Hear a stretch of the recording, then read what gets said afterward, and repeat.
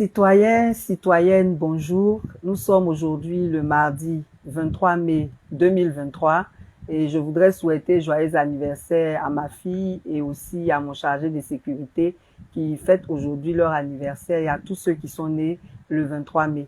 Aujourd'hui, nous faisons notre direct simultanément sur Facebook et sur TikTok. Voilà. On a oublié de vous avertir, mais ça nous permettra de tester votre fidélité à notre mardi. Voilà. Donc, nous allons commencer rapidement en vous donnant certaines informations sur les mécontentements des populations. Donc, il y a un citoyen qui nous a signalé le fait que le 179, qui est le numéro qu'on compose pour être dépanné par la CIE, ne serait pas gratuit. Il a même dit qu'il a mis 5 000 francs d'unité. Le temps de finir de parler avec eux, les 5 000 étaient épuisés. Donc, nous voulons vraiment demander à la CIE de faire en sorte que ce numéro soit gratuit et vraiment à la disposition de toutes les populations. Ensuite, par rapport aux sociétés de téléphonie, les gens continuent de se plaindre que les sociétés de téléphonie continuent de faire souscrire les clients à certains produits sans leur avis. Ça, on le dénonce depuis le début, ça ne change pas et cela prouve que le boycott aurait dû continuer parce que les gens continuent dans leur pratique. Il en est de même pour les bonus. Quand vous souscrivez, vous avez le compte principal et vous avez le bonus. Il se trouve que toutes les sociétés de téléphonie font consommer d'abord le compte principal, alors que le bonus a un délai d'expiration plus court. Donc, normalement, il aurait fallu commencer par le bonus. Quand le bonus est épuisé, là, maintenant, on passe au compte principal. Là, on sait que vraiment, on a bénéficié d'une gratuité. Et ça aussi, on le décrit depuis le début, il n'y a pas de changement. Ensuite, il y a des étudiants qui se sont plaints à nous qu'on les oriente dans des écoles non reconnues par l'État. Après, ça les met dans des procédures compliquées pour régulariser leur situation.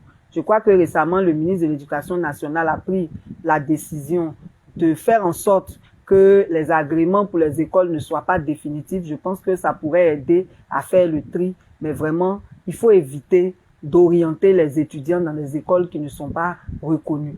Voilà. Ensuite, nous allons parler aussi un autre point par rapport aux plaintes des populations. Ça concerne la lenteur de traitement des dossiers de la DECO. Vous savez que nous sommes dans une période où on dépose les dossiers pour plusieurs concours. On s'était plaint la dernière fois du fait que au palais de justice, les gens ne délivraient pas rapidement les papiers, notamment les certificats de nationalité et autres, et puis les casiers judiciaires. Voilà, c'était surtout les casiers judiciaires. Et là, on nous signale que même à la DECO, pour faire l'équivalence des diplômes, les gens ne traitent pas vite les dossiers. Ça oblige les usagers à aller vers les margouillards qui, évidemment, les escroquent avant qu'ils n'obtiennent leurs papiers. Donc voilà, pour aujourd'hui, on a tellement de sujets lourds à aborder qu'on va s'arrêter là pour les informations sur la colère des citoyens par rapport à certaines pratiques et de l'État et de certaines sociétés. Voilà. Donc, pour commencer sur nos sujets principaux, on va parler de la prison.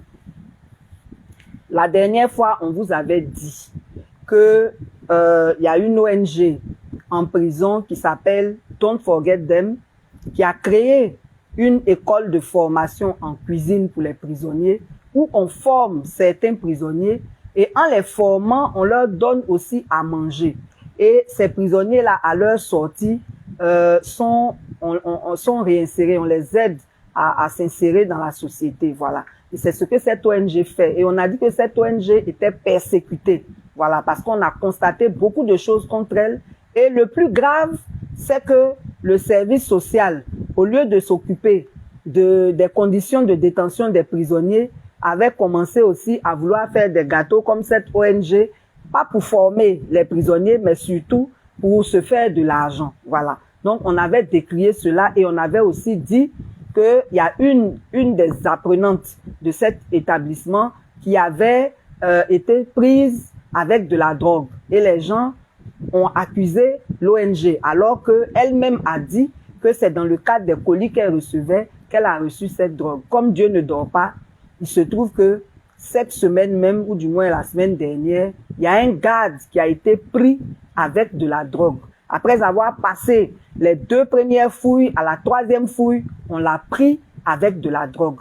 Et quand on l'a pris avec de la drogue, ça a montré que c'est pas l'ONG, ça démontre plutôt que c'est pas l'ONG qui fait entrer la drogue là-bas, on avait déjà dit. Et voilà qu'un fait vient en témoigner que ce serait certains gardes eux-mêmes qui feraient entrer de la drogue à la Maca. Voilà. Donc, l'affaire est en cours. Et dans le même article de Kouassi, il a été dit qu'il y avait des activités de proxénétisme aussi qui avaient cours à la Maca.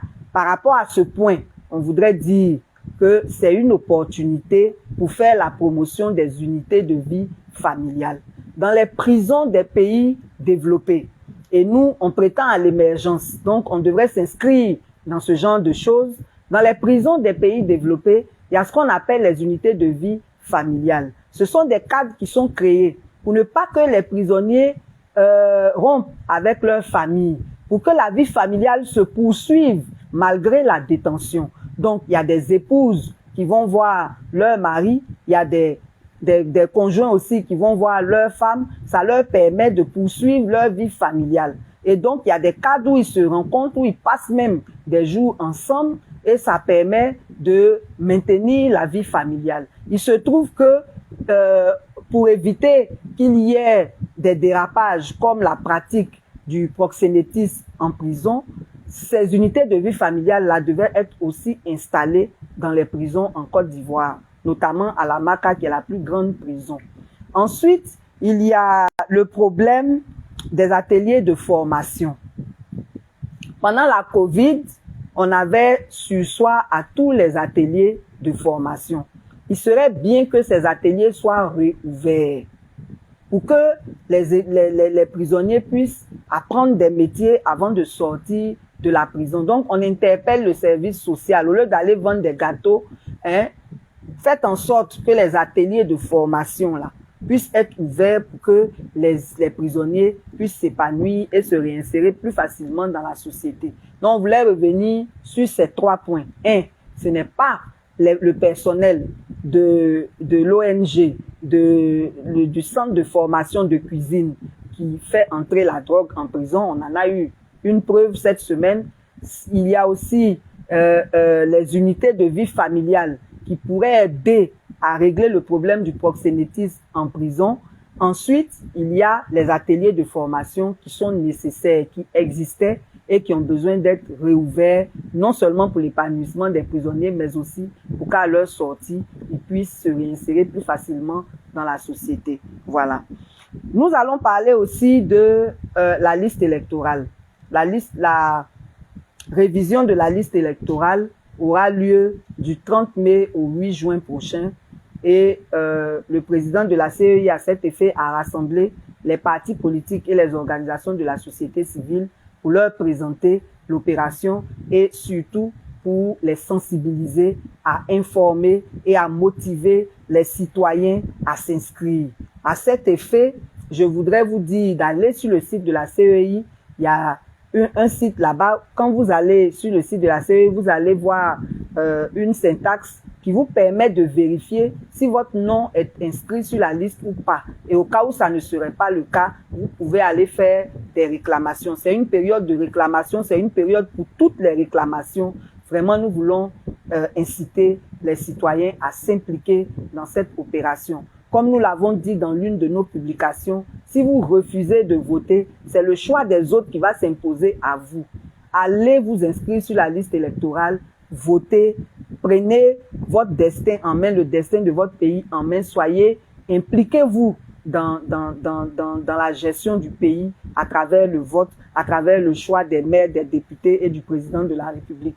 Donc vraiment, nous voulons vous encourager à cela. Et revenir sur un fait d'actualité, c'était que suite à dans le cadre de cette rencontre-là, il y a le PPACI qui a quitté la salle parce que le nom du président Gbagbo ne figurerait pas sur la liste électorale. Et à cet effet, nous avons fait une vidéo que nous avons publiée, mais l'information la répétition étant pédagogique, nous voulons encore revenir sur ce que nous avons dit dans cette vidéo.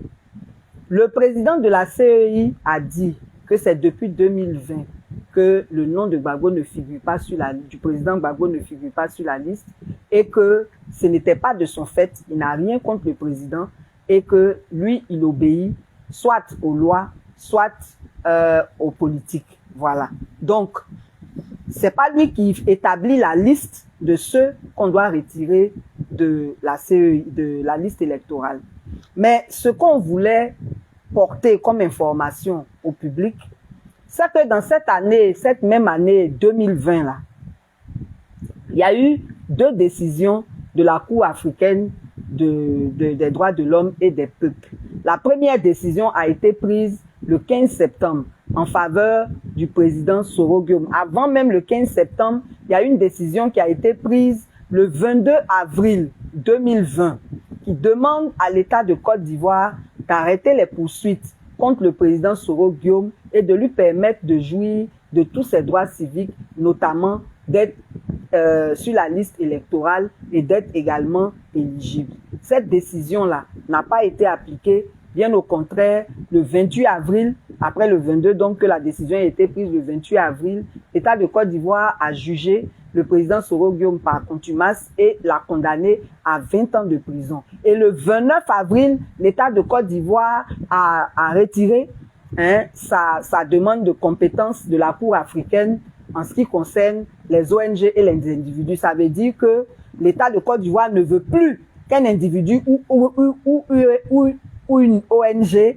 aille se plaindre auprès de la Cour africaine des droits de l'homme et des peuples. Et ça, là, c'est une entrave à la démocratie, c'est une entrave à la liberté d'expression, c'est une entrave aux droits de l'homme. Parce qu'on devrait être libre. Et pourquoi l'État a fait ça? L'État a fait ça parce que en 2014, c'est une ONG, notamment l'APDH, qui allait porter plainte contre la composition de la CEI. Et c'est ce qui a donné lieu à un arrêt de la Cour africaine des droits de l'homme et des peuples pour décider le 18 novembre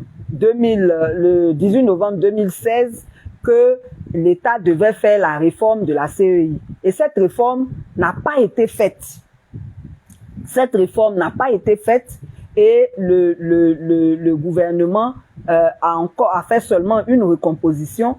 Et en plus de cela, ils n'ont pas respecté la décision qui a été prise le 22 avril 2020 en faveur du président Soro. Il y a eu encore une autre décision le 15 septembre en faveur du président Soro Guillaume qui demandait encore qu'on l'inscrive sur la liste électorale. Et le conseil du président Gbagbo a aussi déposé une plainte une requête auprès de la Cour africaine des droits de l'homme et des peuples le 4 septembre 2020. Cela a été reçu le 7 septembre 2020 et le 25 septembre, il y a une ordonnance de la Cour africaine des droits de l'homme et des peuples qui a demandé à l'État de Côte d'Ivoire d'inscrire le président Laurent Gbagbo sur la liste électorale.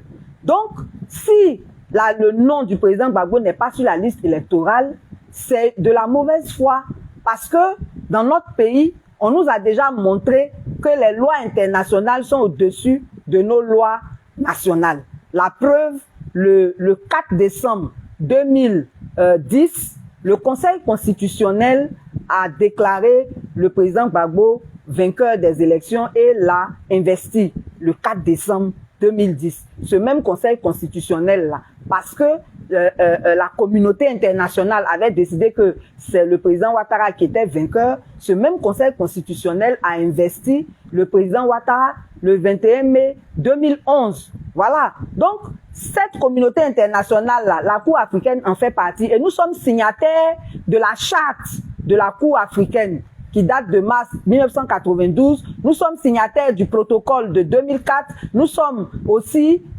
nous avons déposé une déclaration de compétence de la Cour africaine pour les individus et les ONG le 13 juillet 2013. Et c'est pour cela que l'APDH a pu porter plainte. C'est pour cela que le président Soro Guillaume comme le président Gbagbo ont pu aussi déposer. L'État dit qu'il ne veut plus. Mais ce n'est pas normal. Vous ne pouvez pas obéir aux décisions de justice quand ça vous arrange. C'est pas de ça qu'il s'agit. La loi, là, elle s'impose. Elle s'impose à nous tous. Voilà. Donc, ce n'est pas normal que le nom du président Gbagbo ne figure pas sur la liste. Ce n'est pas normal le monde. Donc, dans le cadre de cette réconciliation, si le gouvernement est de bonne foi, il devait inscrire tous les leaders politiques qui le souhaitent sur la liste électorale pour que les élections soient apaisées. Ça aussi, c'est une des conditions pour des élections apaisées. Vous avez vu la réaction du PPACI. S'ils veulent mettre en pratique ce qu'ils ont dit, qu'est-ce que ça va donner?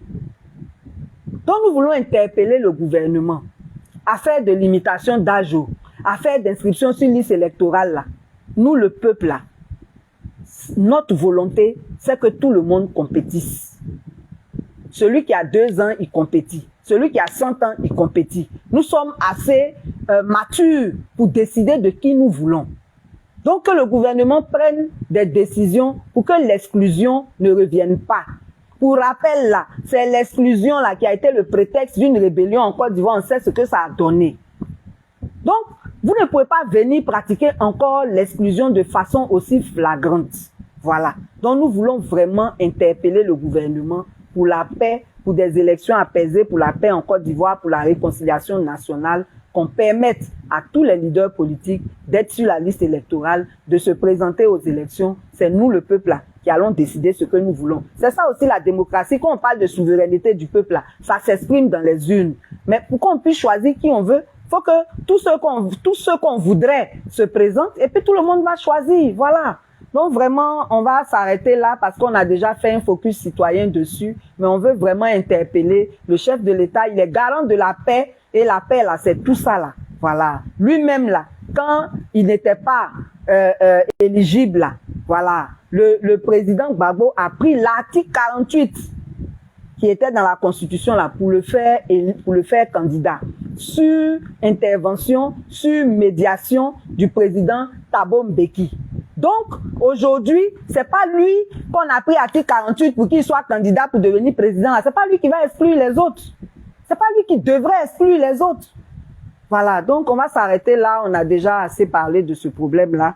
Pour passer maintenant au problème des terres. On avait dit, depuis notre sortie de prison, que nos terres étaient menacées. Et qu'il se pourrait qu'on utilise la loi pour exproprier les populations.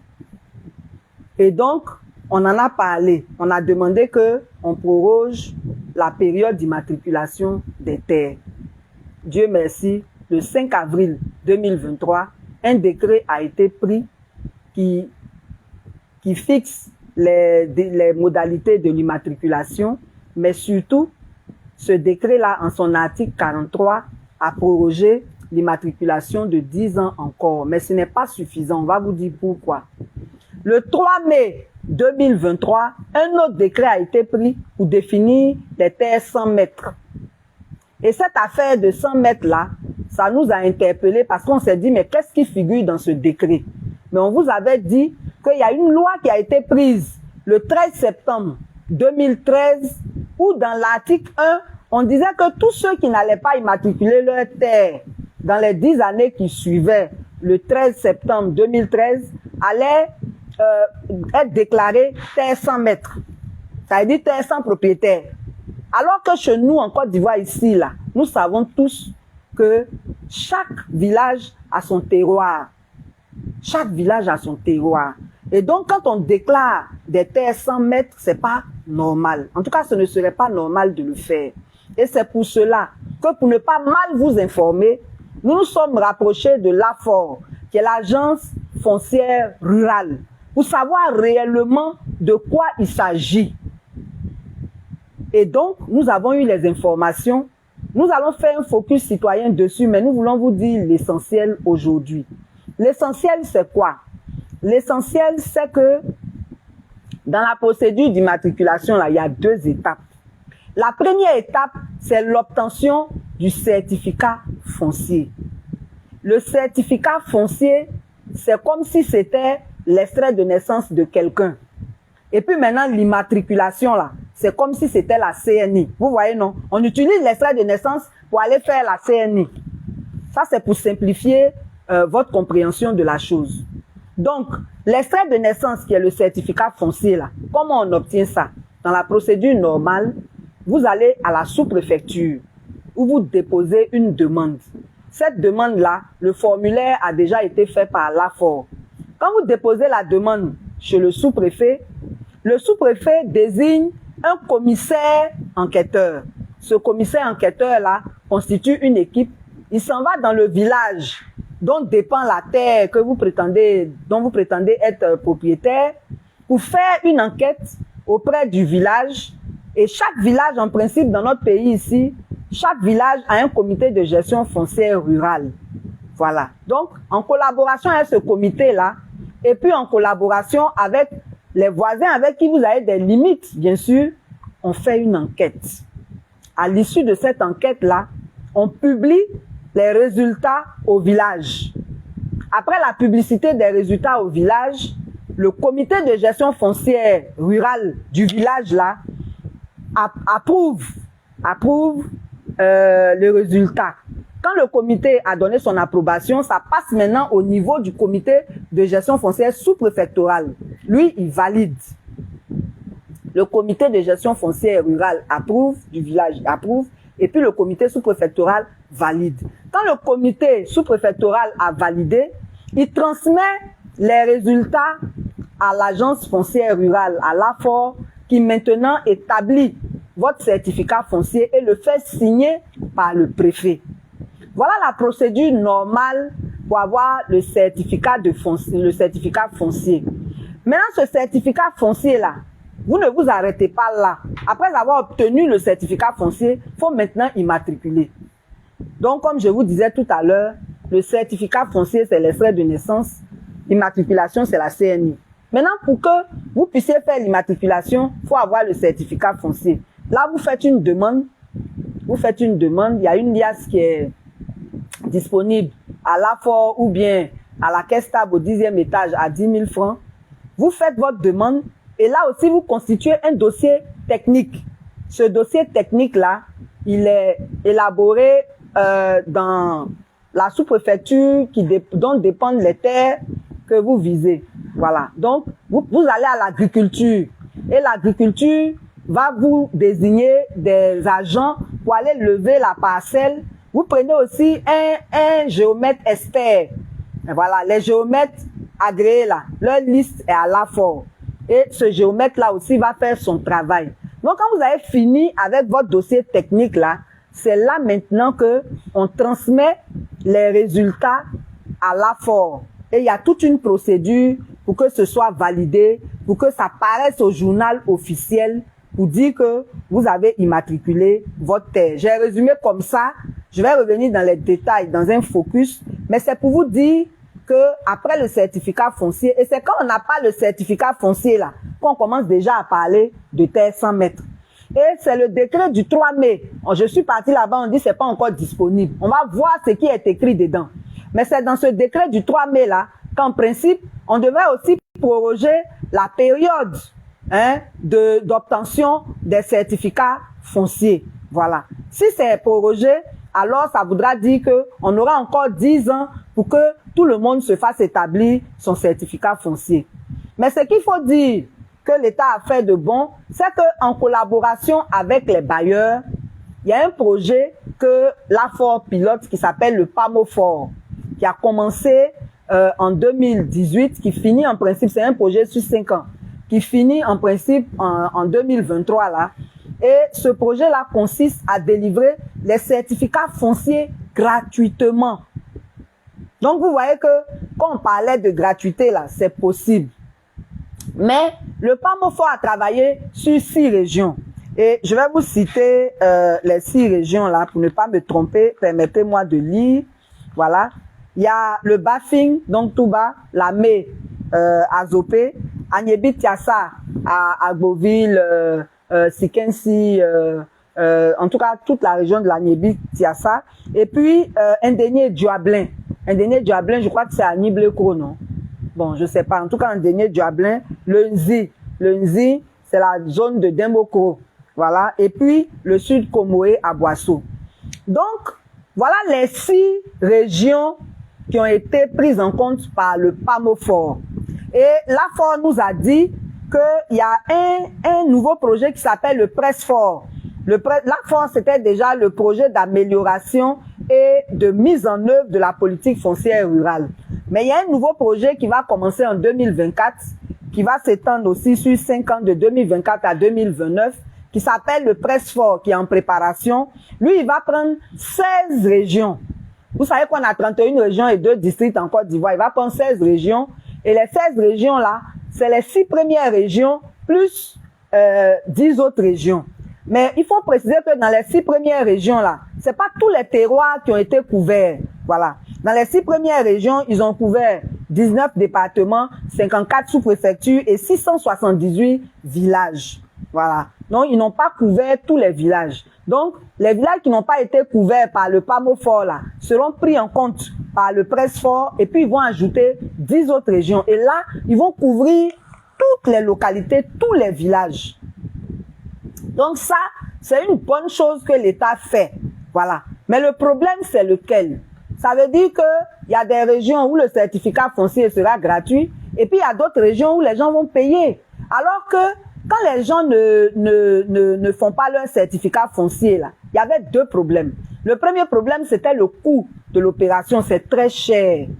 Et c'est pour cela que dans le décret du 5 avril, ils ont réduit les tarifs. Mais ça ne suffit pas.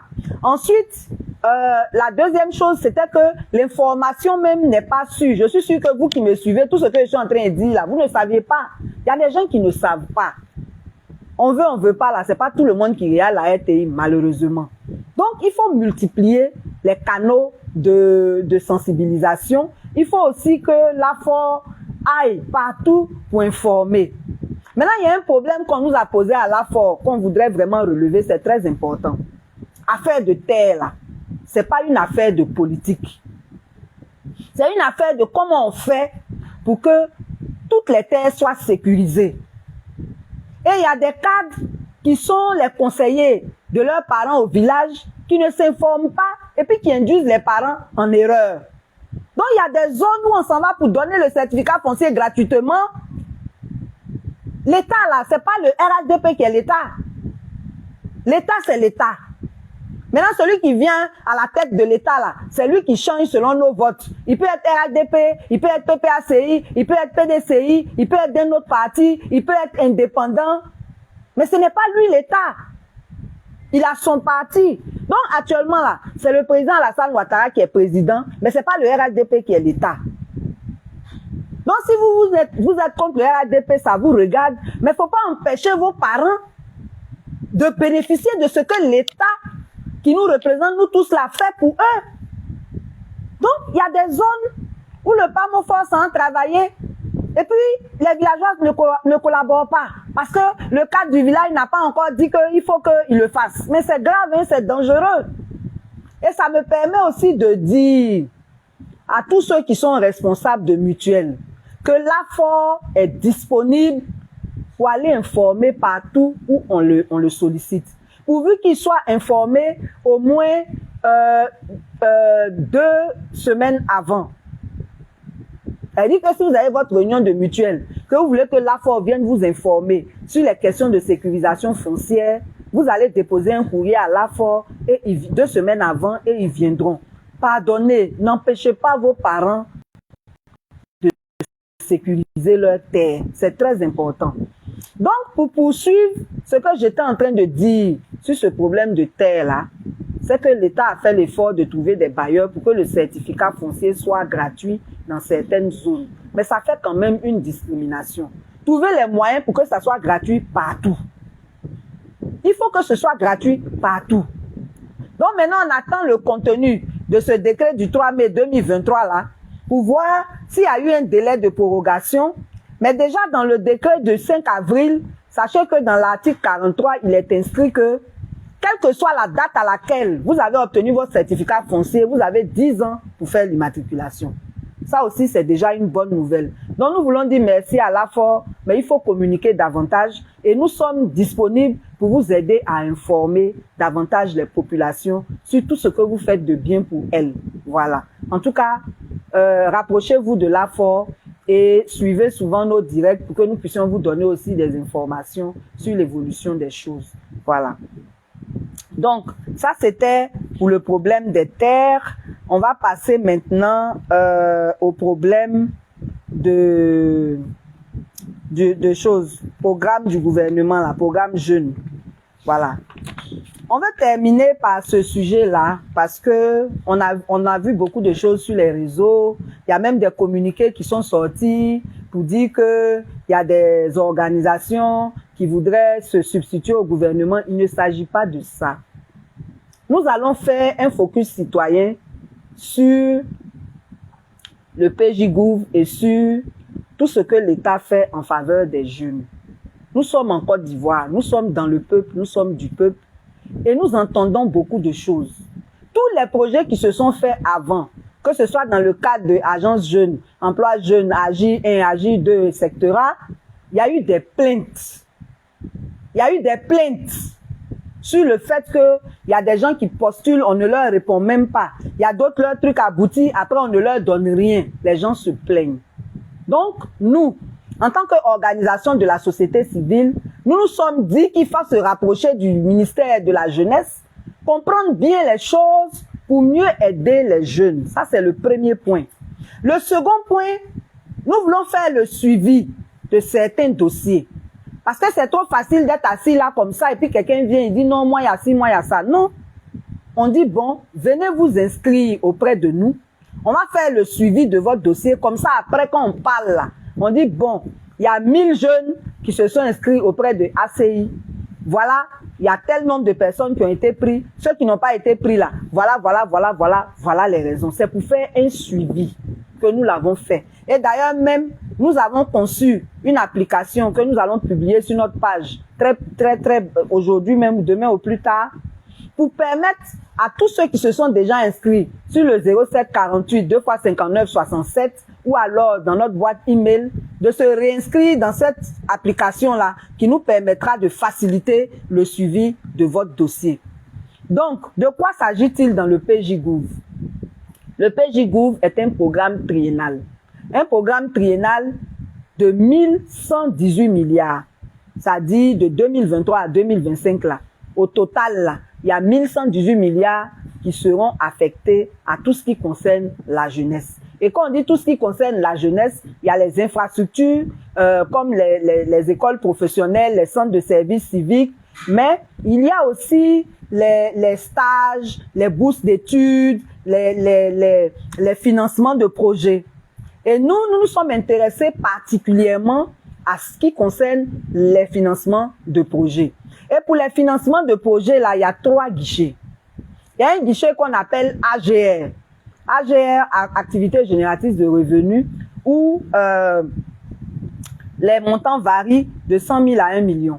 Et puis, il y a les micro et petites entreprises où les montants varient de 1 million à 5 millions. Il y a les moyennes entreprises et projets structurants où les montants varient de 5 millions à 50 millions.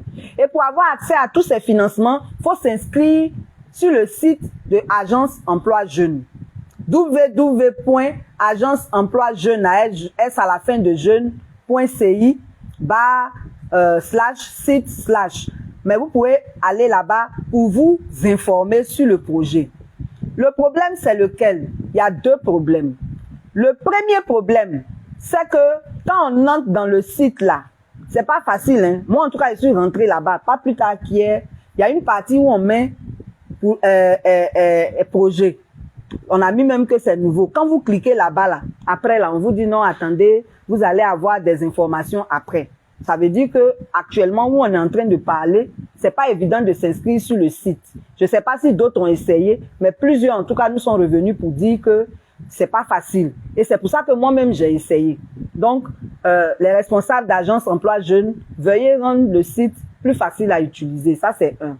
La deuxième chose, c'est que le président a annoncé le 25 avril qu'il y aurait un financement de 361 milliards pour cette année 2023. Mais pendant que le président annonce et pendant que nous pensons que c'est maintenant qu'on doit s'apprêter pour aller postuler, et donc on s'informe, c'est comme ça qu'on s'est rapproché du ministère de la Jeunesse, on se rend compte que en fait, ça a commencé depuis. Ça a commencé depuis. Et comme ça a commencé depuis, il y a un bilan. Et donc, le ministre lui-même a fait le bilan à fin avril. Et voilà ce que le bilan nous dit. Le bilan nous dit que, permettez-moi de lire pour ne pas me tromper sur les chiffres. Le bilan nous dit qu'il y a 1 milliard qui a déjà été dégagé pour les startups. Il nous dit aussi qu'il y a 1413 activités génératrices de revenus qui ont déjà été financées. Il y a 162 entreprises, petites entreprises qui ont déjà été financées et il y a 108 moyennes entreprises et projets structurants qui ont déjà été financés. C'est très bien. Mais le problème, c'est lequel? Le problème, c'est que ceux qui ont été financés là, comment ils ont eu l'information? Et puis nous, on n'est pas informés, les autres sont pas informés. Le projet a déjà commencé. Et il paraît que début juin, il y a 16 000 AGR encore qui seront financés. Les 16 000 AGR là, à quel moment on dépose les dossiers? À quel moment on fait la sélection pour que déjà début juin, 16 000 puissent être financés? Donc il y a un problème de transparence dans l'accès à ces fonds-là. Et si nous nous sommes rapprochés du ministère de la Jeunesse, c'était pour avoir les informations qui nous permettraient de faciliter l'inclusivité du projet. Parce que c'est pas normal que certains aient facilement accès à ces fonds-là et que d'autres ne sachent même pas les informations qu'il faut pour postuler. C'est là le sens du suivi que nous voulons faire. C'est là le sens de l'appel que nous avons lancé pour aider ceux qui n'ont pas les informations au bon moment de les avoir afin de leur donner une chance de postuler. Maintenant, il y a d'autres problèmes qui sont autour dont nous parlerons après. Mais nous avons déjà voulu donner ces informations-là. Et l'âge pour postuler, il est de 16 à 35 ans. Mais compte tenu de toutes les crises que nous avons connues, ils sont montés à 40 ans. Donc, c'est les personnes de 16 à 40 ans qui peuvent postuler pour les projets. Nous vous encourageons donc à monter vos projets. Nous vous encourageons à aller sur le site pour le faire. Mais nous-mêmes, nous allons encore aller auprès du ministère de la Jeunesse, de l'Emploi, de l'Agence Emploi Jeunes, pour leur dire que ce n'est pas facile d'aller sur leur plateforme là. Devant nous-mêmes, ils vont nous faire la démonstration. Comme ça, on pourra venir vous dire comment on fait. Peut-être que c'est nous qui ne savons pas le faire. Voilà. Donc, préparez vos projets. Allez sur notre application que nous allons publier pour vous faire enregistrer. Ça nous permettra de faire le suivi de vos dossiers. Et soyons confiants, ce qui est sûr, on va y arriver. Voilà. Donc, voilà globalement les sujets que nous voudrions aborder aujourd'hui. Nous avons été un peu longs. Si vous avez des questions, laissez-les sous les publications pour que nous puissions y répondre la prochaine fois. Et nous voulons encore encourager tous ceux qui voudraient adhérer à ACI. Merci à ceux qui nous font déjà confiance. Vous pouvez continuer à envoyer vos informations, c'est-à-dire nom, localité, numéro WhatsApp sur le 0704 06 85 86. Et pour pouvoir nous apporter un appui, vous contactez notre trésorière au 05 46 78 55 19.